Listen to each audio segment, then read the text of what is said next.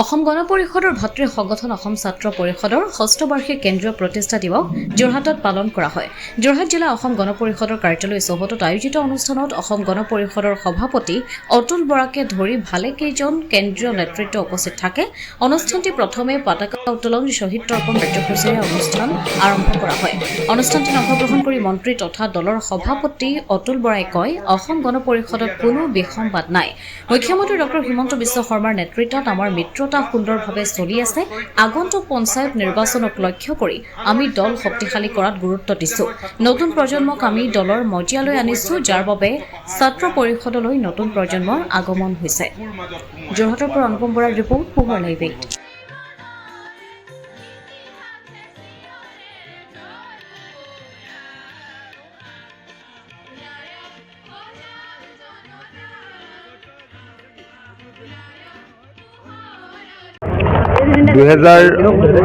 চনৰ 21 নৱেম্বৰ তাৰিখে অসম ছাত্ৰ পৰিষদৰ জন্ম দিয়া হৈছিল। আজি ছাত্ৰ পৰিষদৰ প্ৰতিষ্ঠা দিৱস। কেইটামান বছৰ হৈছে মাথো, কিন্তু অসম ছাত্ৰ পৰিষদে ৰাজ্যখনৰ বহুত শিক্ষানুষ্ঠানত সাংগঠনিক স্তৰ গঢ়ি তোলাই নহয়, বিভিন্ন শিক্ষানুষ্ঠানৰ ছাত্ৰ একতা সভাত প্ৰতিদ্বন্দ্বিতা কৰি সফলতা লাভ কৰিবলৈ সক্ষম হৈছে। মই আজিৰ দিনটোত ছাত্ৰ পৰিষদৰ সমূহ কৰ্মকৰ্তাক অভিনন্দন জনাইছোঁ। ছাত্ৰসকল আমাৰ দলৰ সাহস, এই ছাত্ৰসকল আমাৰ উদ্যম। তেওঁলোক মাত্ৰ কেইজনমান ছাত্ৰ ছাত্ৰীৰ সমষ্টি বুলি আমি গণ্য নকৰোঁ। এটা সময় আছিল, অগপৰ ওপৰত অভিযোগ আছিল যে নতুন প্ৰজন্মক সুবিধা নিদিয়ে, কিন্তু আমি নতুন প্ৰজন্মৰ কাৰণে দুৱাৰ খিৰিকী আমি খুলি দিছোঁ আৰু তেওঁলোকেও নিষ্ঠা সহকাৰে কাম কৰিছে। লগতে যুৱ পৰিষদ আছেই, অসম যুৱ পৰিষদ।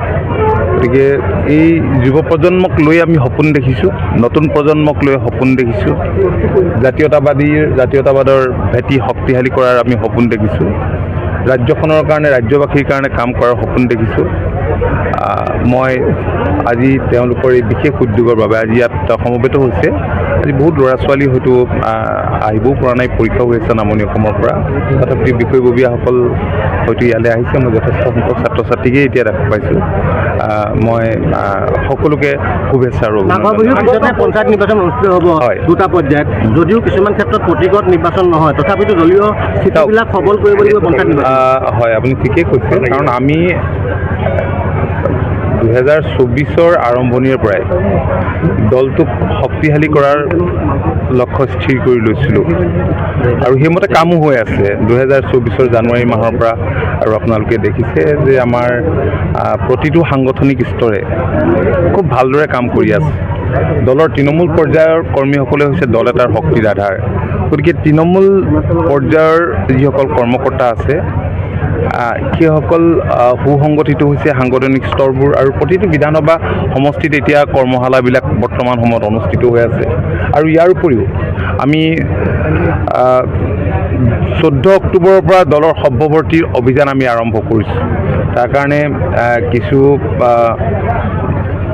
কৰ্মশালাৰো প্ৰয়োজন হৈছে আমাৰ বাবে। টাৰ্গেট আমি তেনেকৈ নিশ্চিত কৰা নাই, আমি যিমান পৰা যায়, কাৰণ আমাৰ সকলো ঠাইতে ৰুটটো আছে, শিপাডাল আছে। কাৰণ দুবাৰকেই অকলশৰে চৰকাৰ কৰা দল, অকলশৰে বুলি ক'ব লাগিব, সৰু সৰু দুটামান দল সেই সময়ত লগত আছিল। গতিকে এতিয়া সেইবিলাকত সাৰ পানী দিয়া কামটো দলৰ কৰ্মকৰ্তাসকলে আৰম্ভ কৰিছে, আৰু তাকে নতুন প্ৰজন্মৰ যিসকল ছাত্ৰ ছাত্ৰী বা যুৱক যুৱতী, তেওঁলোকে আকৌ নতুন প্ৰজন্মৰ মাজত তেওঁলোকে সোমোৱাৰ কাৰণে ৰাজনীতিটো কৰিছে আৰু সেইমতে কামো কৰিছে। আৰু তেওঁলোকক আমি সদায় কৈ আহিছোঁ যে কেৱল নিৰ্বাচনত, ছাত্ৰ একতা সভাৰ নিৰ্বাচনতেই হওক বা অন্য নিৰ্বাচনতেই হওক, সেইটো লক্ষ্য হিচাপে ল'ব নালাগে। কাৰণ অসম গণ পৰিষদ দল ৰাইজৰ তেজেৰে গঢ়া দল। শ্বহীদ দিৱস আহি আছে 10 ডিচেম্বৰ তাৰিখ। গতিকে এই কথাখিনি আমাৰ ল'ৰা ছোৱালীবিলাকে নতুন দৃষ্টিভংগীৰে নতুন ধ্যান ধাৰণাৰে কাম কৰিছে, মই দেখিছোঁ, ভাল লাগিছে। টলফ্ৰী নাম্বাৰ জমা থাকিব নেকি যে সদস্য ভৰ্তি ক্ষেত্ৰত কিবা চিন্তা কৰিছে নেকি আজি? যিখিনি আমাৰ কৰ্মকৰ্তাসকলে জানে। এই 5টা সমষ্টিৰ উপ নিৰ্বাচনৰ ফলাফল ঘোষণা হ'ব দেশৰ লগতে, দিন পালেহি। আমি আশাৰে বাট চাই আছোঁ আৰু আমি নিশ্চিত যে আমি 5টা সমষ্টিত আমি জয়লাভ কৰিম, মিত্ৰজোঁটে জয়লাভ কৰিম। পঞ্চায়ত নিৰ্বাচন সমাগত, তাৰ পাছত কিন্তু অসন্তুষ্টি অকপদলৰ অসন্তুষ্টি প্ৰকাশ কৰিছে। চাওক, ইমান এটা দল, আমাৰ দলত কোনো বিসম্বাদ নাই। অসন্তুষ্টিটো মুকলিকে কৰক, ভিতৰুৱাকৈ কৰক, এইটো আৰু তেনেকুৱাতো কোনো কথা নাই। আপোনালোকে যি আপুনি মোক যেনেকৈ সুধি আছে, মইতো কিবা এটা উত্তৰ দিবলগীয়া হয়। আপোনালোকে সুধি পুছি যেনেকৈ নিউজ এটা কৰিব লাগে উলিয়াই লৈ কথাবিলাক কৈ থাকে, ইয়াতে কোনো আমাৰ বিসম্বাদ নাই। দল এইটো কোনো বিসম্বাদ নাই। মই বৃহত্তাৰে ক'ব পাৰোঁ, অসম গণ পৰিষদ দলত বিসম্বাদ নাই। দল ঐক্যবদ্ধ, দল শৃংখলাবদ্ধ, আৰু শৃংখলাবদ্ধতা ৰক্ষাৰ খাতিৰত আমি সকলোখিনি কৰি আছোঁ, আমি কৰিম। নাই তেনেকুৱা দলীয় সভাততো কথাবিলাক ওলাবই। দলীয় সভাত কথা আজি ইয়াত মিটিঙত যিবিলাক কথা কয়, ইয়াততো চব কথাই ক'ব নহয় খোলাকৈ, তেওঁলোকে কি সুবিধা পাইছে, কি অসুবিধা পাইছে।